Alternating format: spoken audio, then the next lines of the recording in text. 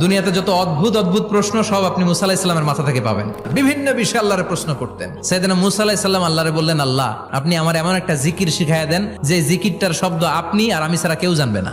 দিনে রাতে সব সময় এই জিকির আমি করব, আপনারে ডাকবো, কিন্তু শর্ত হলো এই জিকিরটা জানবে শুধু আপনি আর জানবো শুধু আমি। আল্লাহ বললেন, মুসা পড়ো লা ইলাহা ইল্লাল্লাহ। মুসা আলাইহিস সালাম কয়, মাবুদ এটা তো জাতীয় জিকির, সবাই জানে। আমি তো চাইছি এক্সেলেন্ট একটা জিকির, কারো কাছে নাই, শুধু আমি জানবো আর আমি পড়বো। আল্লাহ বললেন, মুসা এই লা ইলাহাকে যদি এক পাল্লায় রেখে দাও, তাম বিশ্ব, 7 আকাশ 7 জমিনটারে তুলে যদি তুমি আরেক পাল্লায় রেখে দাও, লা রাজা